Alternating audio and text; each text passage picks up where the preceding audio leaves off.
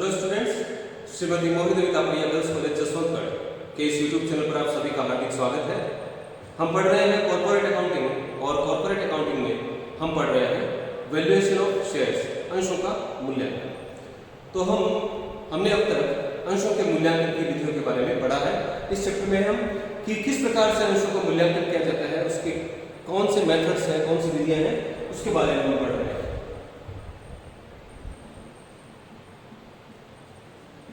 अंशों के मूल्यांकन की विधियां।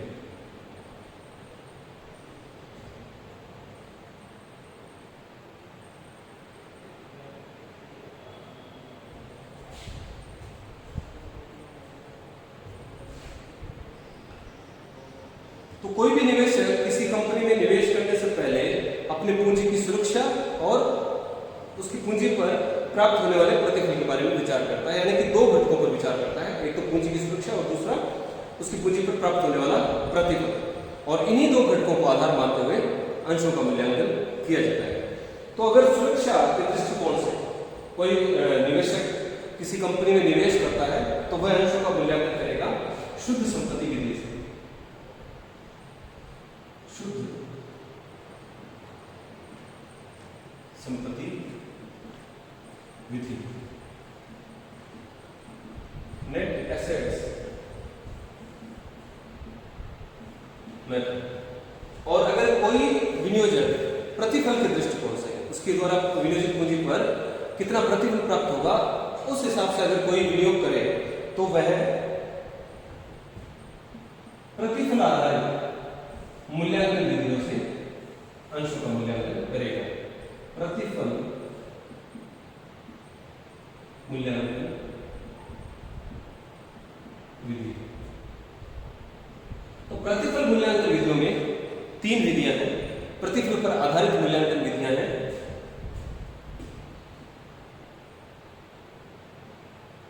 इसको प्रतिफल मूल्यांकन विधि को यील्ड वैल्यूएशन मेथड कहा जाता है।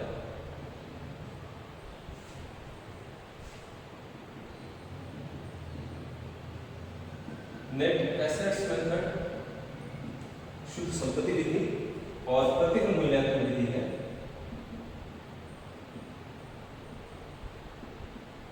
यील्ड वैल्यूएशन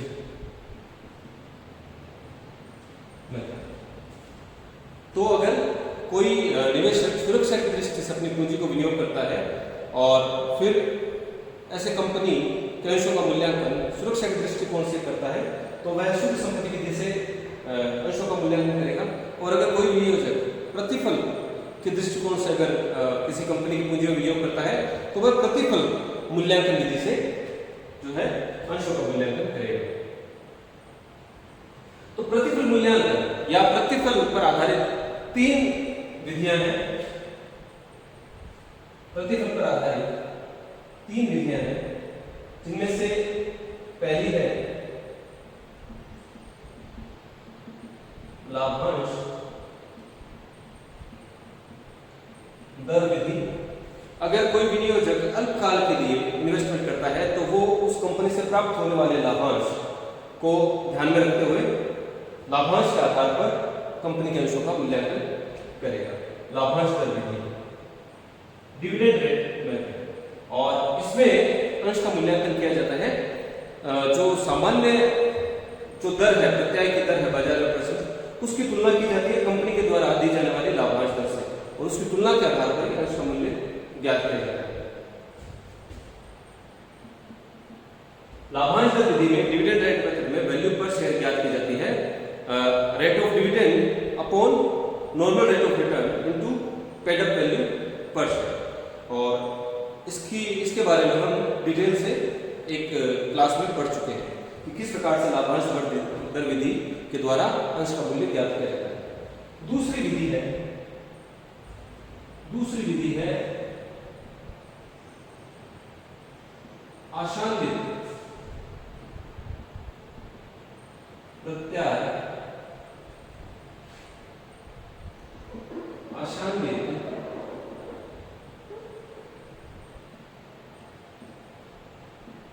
प्रत्यय दर विधि, expected rate of return method. लाभांश दर विधि में कमी है। लाभांश दर विधि में कमी यह है कि अगर किसी कंपनी की पॉलिसी ये है कि कमाए गए लाभों में से अधिकतम लाभ वो अपने पास रखती है और उसमें से लाभों का बहुत कम हिस्सा लाभांश के रूप में अगर वितरण करती है, तो ऐसी कंपनी की जो लाभांश दर होगी वो कम होगी, जिस वजह से ऐसी कंपनी के अंशों का मूल्य कम मूल्यांकित किया जाएगा। लेकिन अगर कोई दूसरी कंपनी जो लाभों का अधिकतम हिस्सा लाभांश के रूप में वितरित कर देती है और बहुत कम हिस्सा अपने पास संचय के रूप में रखती है, तो ऐसी कंपनी की लाभांश दर अधिक होगी, जिस वजह से उसके अंशों का मूल्य अधिक निर्धारित किया जाएगा। तो इस कमी की वजह से आशान्वित प्रत्यय दर विधि अपनाई जाती है और आशान्वित प्रत्यय दर विधि से यानी कि expected rate of return method के आधार पर अंश का मूल्य ज्ञात किया जाता है।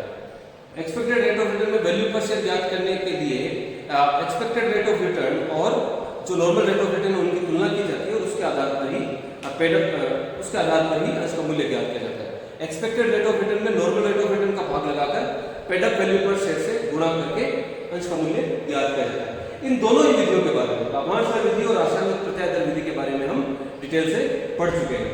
आज की क्लास में हम बात करेंगे प्रतिफल मूल्यांकन विधि की जो तीसरी विधि है। प्रतिफल मूल्यांकन विधि की जो तीसरी विधि है, वास्तविक प्रत्यय दर विधि, actual rate of return, dividend rate of return method, dividend rate of dividend method, expected rate of return method और actual rate of return method, वास्तविक प्रत्यय दर विधि।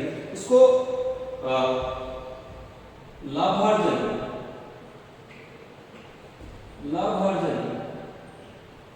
क्षमता के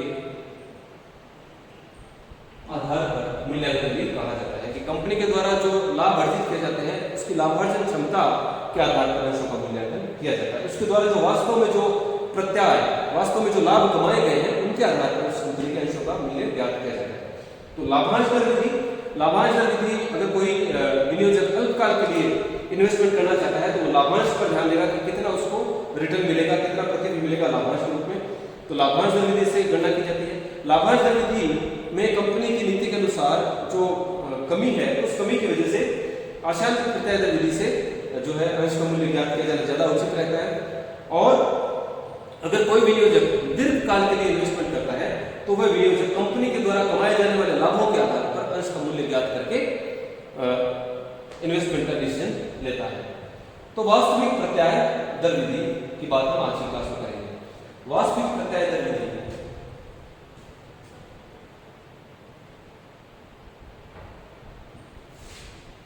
actual rate of return, actual rate of return method,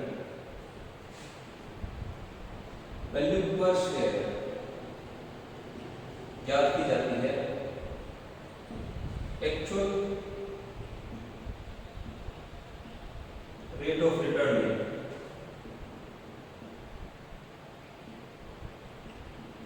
normal rate of return, बाजार में प्रचलित है सामान्य लाभ की दर, प्रत्यय की दर, उसका भाग लगाया जाता है एक्चुअल रेट ऑफ रिटर्न में और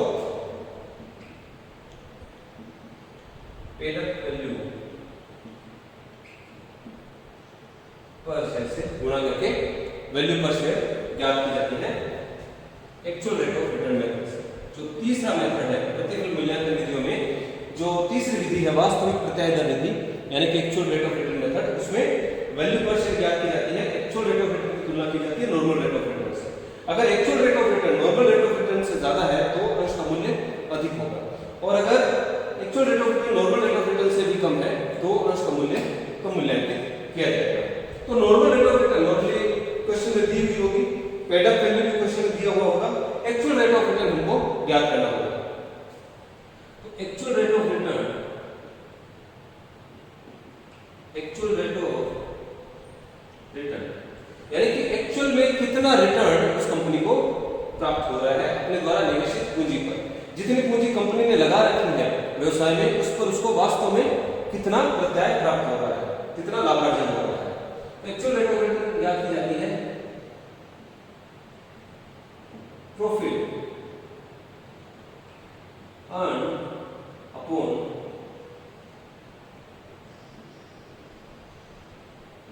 नेट कैपिटल एम्प्लॉयड इनटू 100।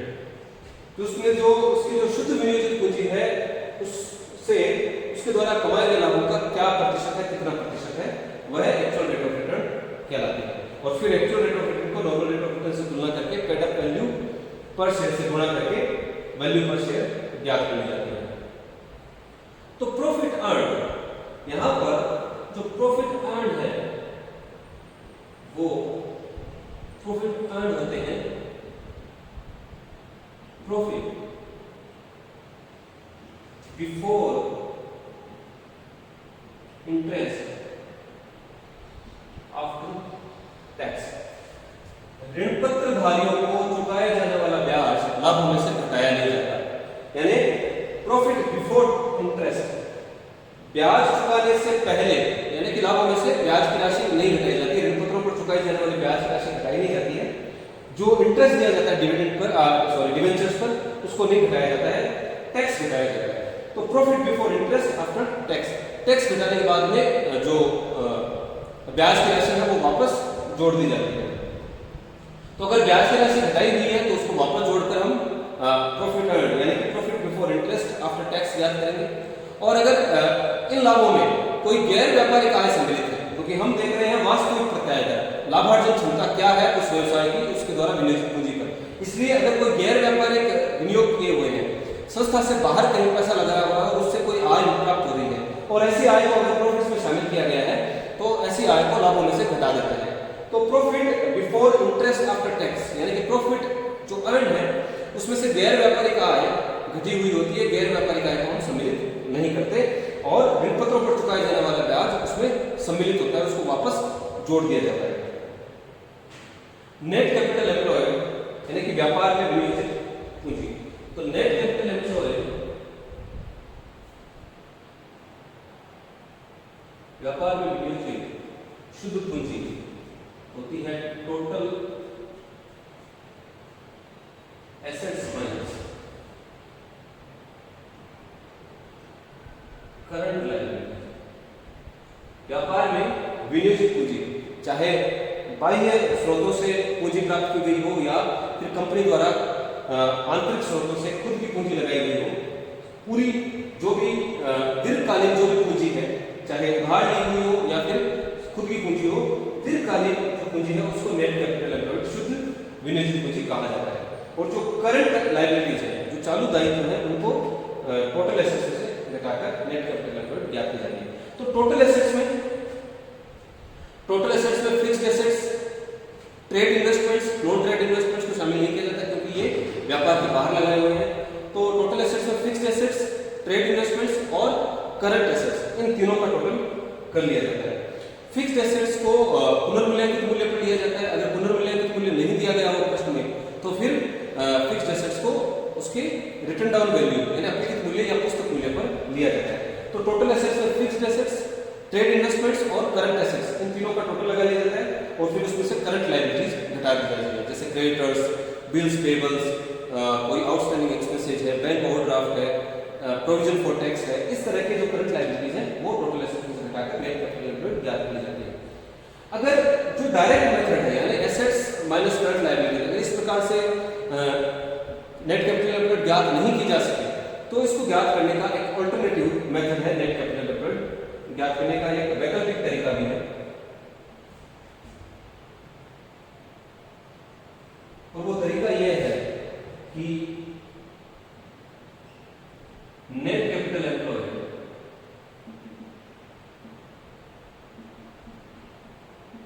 व्यवसाय में जो पूंजी लगी हुई है, दीर्घकालीन पूंजी जो लगी हुई है, चाहे बाह्य स्रोतों से चाहे बाहर से उधार लेके लगाई हो या खुद की पूंजी हो, अंशधारियों का पैसा हो, उन सब का टोटल शुद्ध विनियोजित पूंजी कहलाती है। तो नेट कैपिटल एम्प्लॉयड में एक तो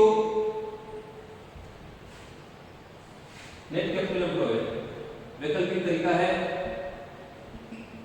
इक्विटी शेयर कैपिटल प्लस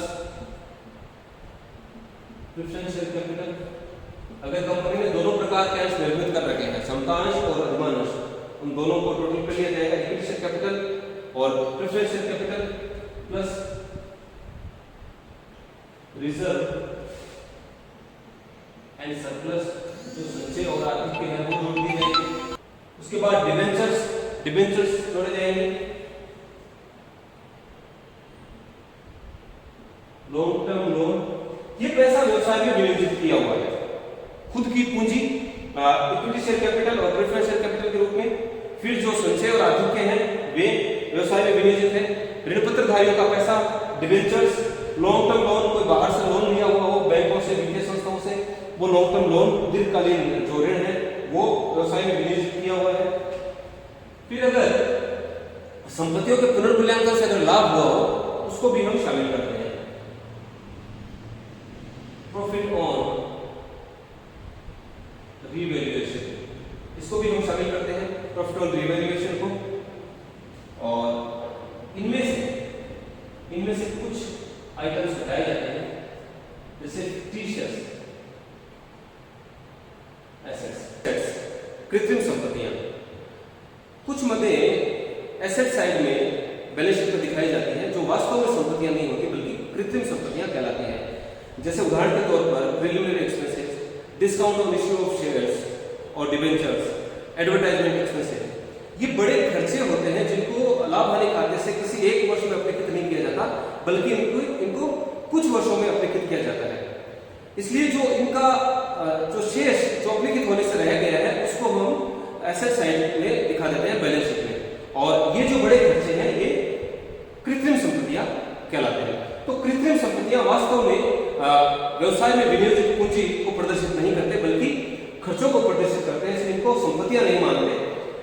इस वजह से शुद्ध विनियोजित पूंजी ज्ञात करते समय फिक्टिशियस एसेट्स, कृत्रिम संपत्तियों को घटाया जाता है।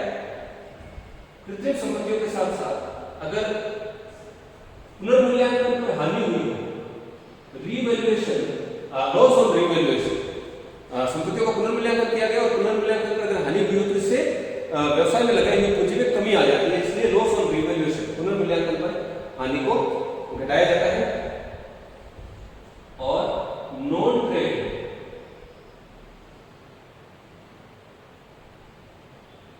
इन्वेस्टमेंट्स, गैर व्यापारिक विनियोग भी व्यवसाय में विनियोजित नहीं होते, इस वजह से नॉन ट्रेड इन्वेस्टमेंट्स को भी शुद्ध विनियोजित पूंजी ज्ञात करते समय घटाया जाता है। तो ये तो है direct method, total assets minus current liability. ये तो है नेट कैपिटल एम्प्लॉयड ज्ञात करने का सीधा तरीका। और टोटल एसेट्स में फिक्स्ड एसेट्स, ट्रेड इन्वेस्टमेंट्स और करंट एसेट्स ली जाती है और उसमें से करंट लायबिलिटी घटा दी जाती है। अगर इस प्रकार से ज्ञात नहीं की जा सके नेट कैपिटल एम्प्लॉयड तो फिर ये एक ऑल्टरनेटिव मेथड है, वैकल्पिक तरीका है। इसमें preferential capital, equity share capital, reserve and surplus, debentures, long term loan, ये जो दीर्घकाल का जो पूंजी है उसका टोटल किया जाता है। साथ ही साथ अगर पुनर्मूल्यांकन पर लाभ हुआ हो उसको भी जोड़ लिया जाता है और इनके योग में से, इनके टोटल में से fictitious assets, loss on revaluation और नॉन ट्रेड इन्वेस्टमेंट्स को घटाकर नेट कैपिटल एम्प्लॉयड ज्ञात की जाती है। तो नेट कैपिटल एम्प्लॉयड से प्रॉफिट अर्न का जो प्रतिशत है वो एक्चुअल रेट ऑफ रिटर्न कहलाता है। जो भी लाभ कमाए गए हैं ऋण पत्रों पर ब्याज चुका नहीं सकता है, profit before interest after tax, और गैर व्यापारिक आय को शामिल किया नहीं जाता इसमें। तो जो लाभ कमाए गए हैं उसका नेट कैपिटल एम्प्लॉयड से जो प्रतिशत है, यानी कि जो व्यापार में विनियोजित पूंजी है उससे कितने प्रतिशत लाभ कमाए गए, वो एक्चुअल रेट ऑफ रिटर्न कहलाता है। और इस एक्चुअल रेट ऑफ रिटर्न की तुलना की जाती है नॉर्मल रेट ऑफ रिटर्न से। तो एक्चुअल रेट ऑफ रिटर्न और नॉर्मल रेट ऑफ रिटर्न के आधार पर वैल्यू पर शेयर ज्ञात की जाती है actual rate of return method. तो जो विनियोजक दीर्घकाल के लिए इस कंपनी में पैसा लगाना चाहते हैं वो एक्चुअल रेट ऑफ रिटर्न के आधार पर अंशों का मूल्यांकन करते हैं। तो आज की क्लास में इतना ही।